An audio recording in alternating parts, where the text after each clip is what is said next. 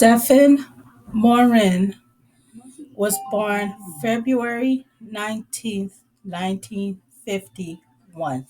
He was an American serial killer. He was responsible for at least 40 murders of young girls and women and 7 men during the period of 1969 to 1981.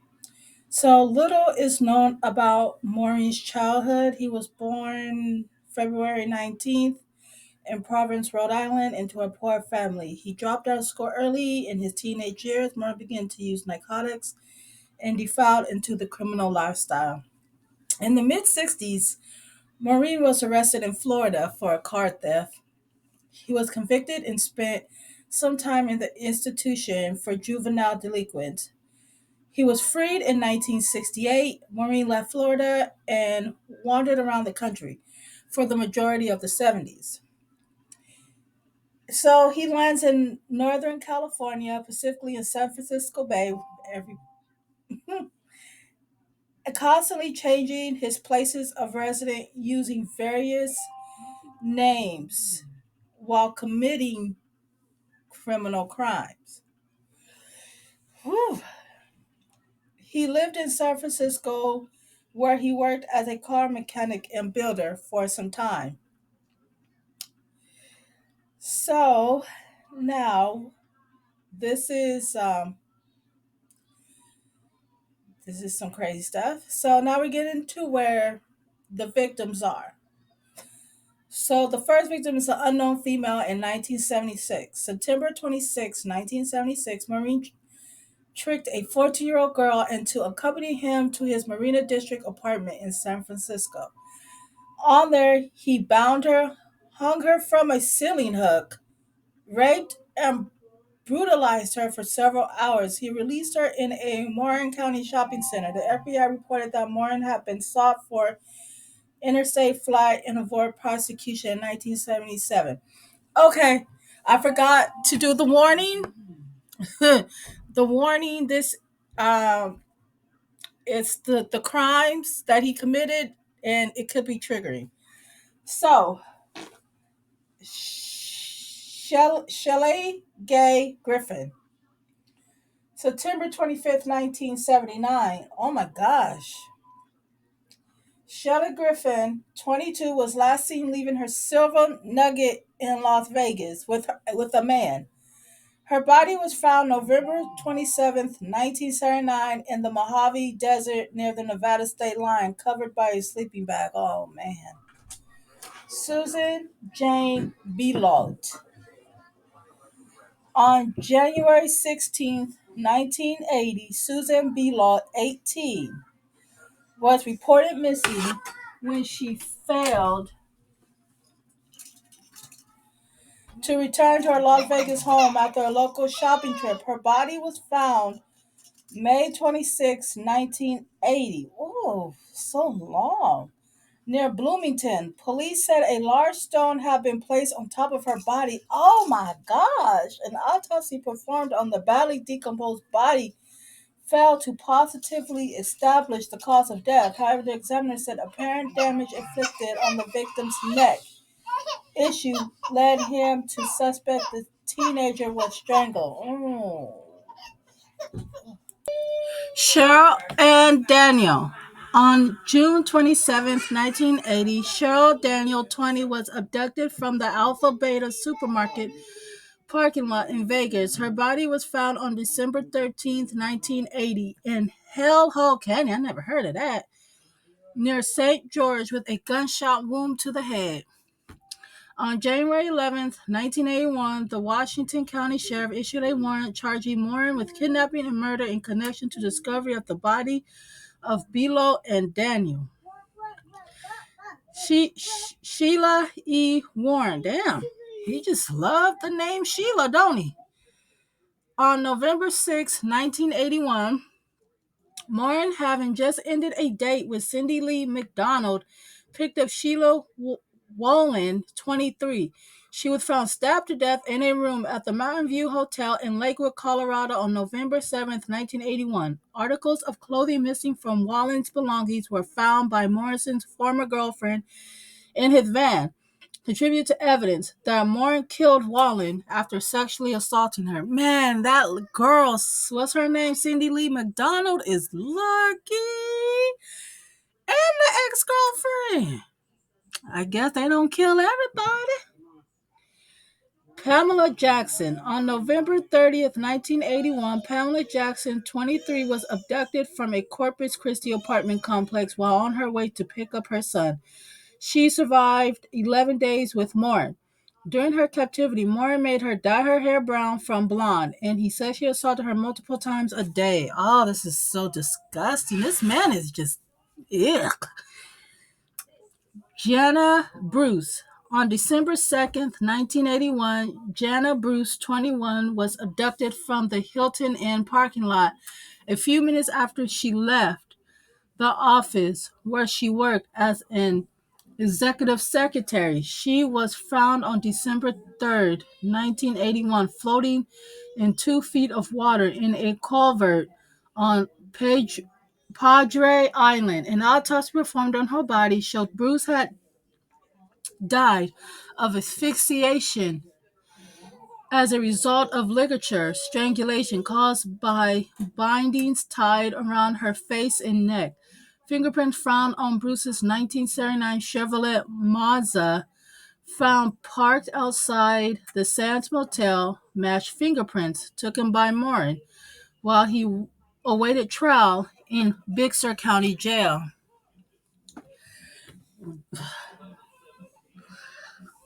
Woo-wee. Michael Reed and Pearl Lutz. On December 6, 1981, Michael Reed, 29, and Pearl Lutz, 26, were shot during an abduction attempt in San Antonio by Morin. Both survived.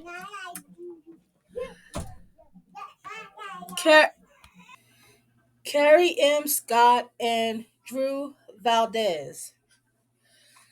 On December 11th, 1981, Morin shot Carrie Scott, 21, and Drew Valdez, 25, with a .38 caliber pistol outside a San Antonio restaurant while trying to steal Scott's car. Scott was shot in the back and died shortly after. Valdez was wounded. On December 11th, 1981, just hours following Scott's murder, the police SWAT team surrounded the Sands Motel in San Antonio. Police stormed Morin's motel room in an attempt to arrest him, but he evaded capture by escaping through a bathroom window. In the room was Morin's traveling companion, Sharon Clark, 32, as well as Pamela Jackson, who had been abducted by Morin 11 days earlier. On December 12th, 1981, Morin crawled out of a bush in the parking lot of a Kmart and approached Margaret Mayfield Palm, 30, and forced her at gunpoint to drive him to a Greyhound bus station in Caryville in order to purchase a ticket to Austin. Police were waiting for Morin when he arrived, and he was taken into custody and transported back to San Antonio. On December 29th, 1981, a $100,000 bond was set for Morin. On the attempted capital murder charge of Drew Valdez, and he was ordered held without bond in Baxter County Jail for the capital murder charge of Carrie Scott. Morin was charged with the murders of Carrie, Marie Scott, and Janet Bruce, since there was substantial evidence supporting his guilt in those cases. After withdrawing his appeals and pled guilty, he was convicted and sentenced to death on February 1984. Later on, he was additionally convicted for killing Daniel before being extradited to Colorado on charges of killing Shayla Warren, for whose killing he was also sentenced to death at the end of 1984. Morin was also supposed to be later extradited to Utah to stand trial for the killings he supposedly committed there, but For reasons unknown, he was never occurred in total. Stephen Morin was investigated for 48 violent murders committed in the states in Utah, Colorado, and Nevada, Washington, Ohio, Indiana, Missouri, Pennsylvania, Texas, New York, and California. In Nevada alone, Morin was tested for involvement in 8 murders. Okay, so after his conviction, Morin converted to Christianity. His execution date was scheduled for March 1985. Shortly before this, the convicted stated that he did not want to appeal for a new trial, which conflicted with his lawyer, David Goldstein, who filed a petition for a forensic examination of his client since he showed signs of mental retardation. The application, however, was rejected. Thank God. Okay, so now we move on. Morin was executed by the lethal injection shortly after midnight on May 13th, 1985, at the Huntsville unit in Texas. Man, Texas ain't lying. In the presence of his victims' relatives and his girlfriend, and she's still with this man? On the day of his execution for his last meal, Morin ordered steak, baked potatoes, butter, green peas, salad, banana pudding, and coffee. His final words were the following: Father, forgive these people, for they know not what they do. Forgive them as you have forgiven me, and I have forgiven them. Lord Jesus, I commit my soul to you. Before his execution, Morin was described as being a happy mood. Due to his history of drug abuse, the execution techniques were forced to probe both of Morin's arms and legs with needles for nearly 45 minutes before they found a suitable vein. Oh, that poor man. Whew, I know he was in pain. A first-time occurrence at that time. He was pronounced dead at 12:55 a.m., becoming the sixth man to be executed by lethal injection in Texas since the method was introduced in 1982. My jaw has never hit the floor so fast as when I heard about this woman surviving an abduction from this serial killer, which ultimately led to his arrest. In 1981, Margie Palm was finishing shopping at a San Antonio Kmart when she was abducted at gunpoint by a man who is suspected of at least 48 murders and already had FBI helicopters circling the sky for him when he took Margie. Unlike those of us hardened true crime junkies, Margie had never even heard of a serial killer before. And even though she fit Stephen Morin's victim profile to a T, so her chances of survival were super slim, she did something to him over 9 hours of conversation that resulted in him pouring all of his bullets out into her purse and hugging her goodbye. On December 11th, 1981, Margie Palm was out Christmas shopping in San Antonio, Texas, when a man approached her and forced her in the car by gunpoint. He threatened to kill her if she didn't behave, saying, "What's one more damn dead bitch at this point?" And Margie shook in fear, which seemed to have turned him on. Ooh. He noticed the Christmas presents in the back seat, and he reached back there and started throwing them around and mumbled to himself about why he never got gifts like this as a child. She closed her eyes to calm herself and started to pray out loud. He rolled his eyes and called her a religious freak, so she pulled out her notebook of scripture, and this very much caught. So she used this to her advantage and started talking to him about religion, and it seemed to kind of work because he initially said that he didn't want to hurt her, but he didn't know how he could let her go at this point. Several hours into the abduction, this man pulled over at a 7-Eleven and made Margie go inside to get him a newspaper, cigs, and beer. When she grabbed the paper, she saw the headline on the front page that read, "Accused killer of 30, guns down 2 in San Antonio. Big city search underway." And she realizes she's in the car with Stephen Morin. A little bit about Stephen Morin in case you've never heard of him. This guy is believed to be responsible for killing 30 to 40 women and 7 men from 1969 to 1981.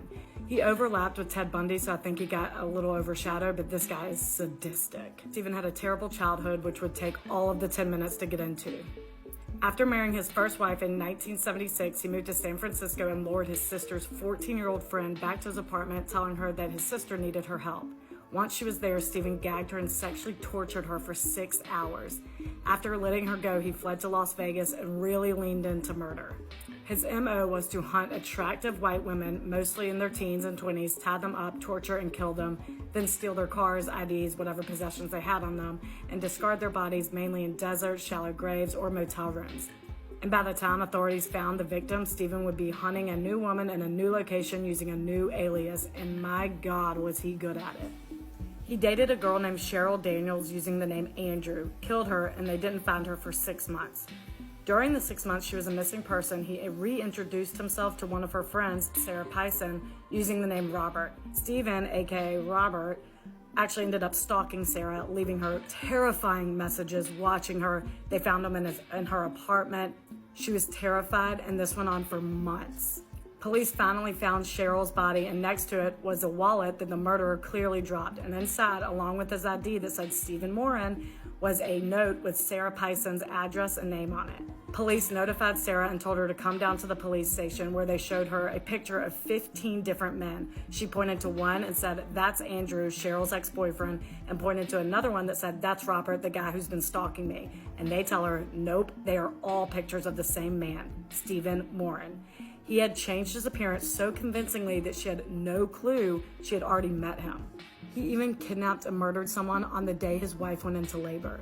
Maybe take a day off, see the birth of your son. So we're back at the 7-Eleven with Margie. She realizes this is the man she's in the car with, and she thinks about telling the clerk, who is also a woman, but he is watching her like a hawk from outside, and she fears that the most subtle move from the cashier would result in him killing both of them, so she says nothing.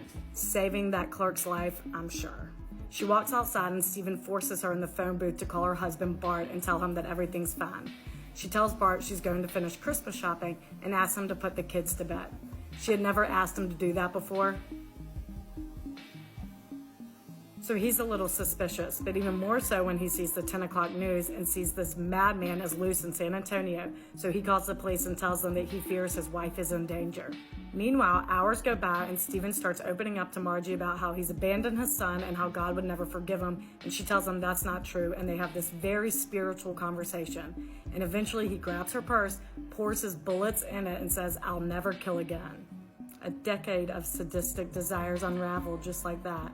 Margie, being the badass she is, then convinces him to go to Fort Worth to speak to a televangelist, and she drops him off at the bus station.